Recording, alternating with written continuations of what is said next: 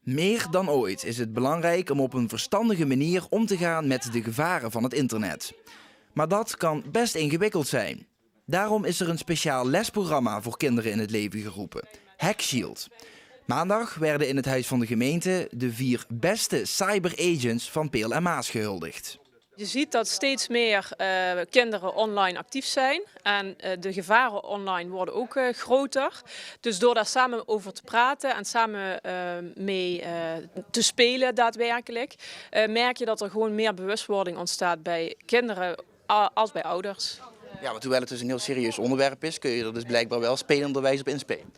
Ja, dat klopt. Dus dat spelenderwijs erop inspelen, dat doen we dus met HackShield. En het is een heel eenvoudige manier om kinderen er toch mee in aanraking te laten komen. En ze dus te leren hoe het is om gehackt te worden of opgelicht te worden, bedreigd te worden. Dus al die onderwerpen komen eigenlijk terug in HackShield.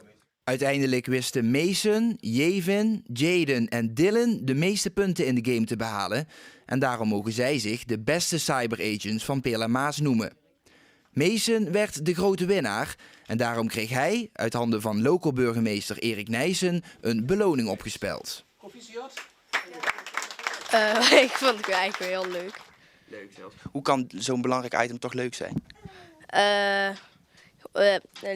Ja, het is gewoon leuk, want het is niet alleen leren, maar het is ook eigenlijk een game.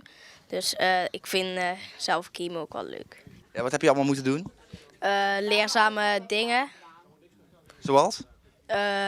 Leren hoe je hacken tegen kan gaan en als het gebeurt dan wat je moet doen.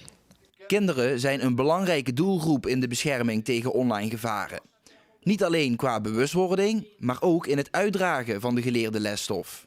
Je merkt dat kinderen vanaf jongs af aan al met telefoon, internet in aanraking komen. Veel meer als wij van de wat oudere generaties.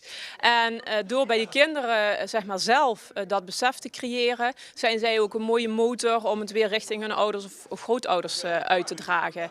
En uiteindelijk zijn zij onze toekomst en zijn zij ook degene die daar op een mooie manier mee kunnen omgaan. Wat is het belangrijkste dat je hebt geleerd?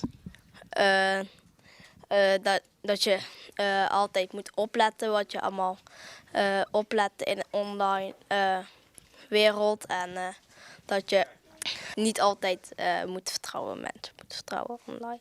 De kinderen die nu gehuldigd zijn, dat zijn natuurlijk weer ambassadeurs van de activiteit, van het spel. Om ook andere kinderen in hun klas of op school daarmee in aanraking te laten komen. En het laten zien dat het een hartstikke leuk spel is om te spelen en ook echt leerzaam.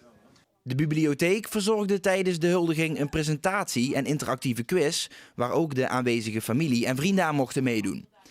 Voor volwassenen die de educatieve game van HackShield ook willen spelen, is er minder goed nieuws. Het spel is alleen bedoeld voor kinderen tussen de 8 en 12 jaar.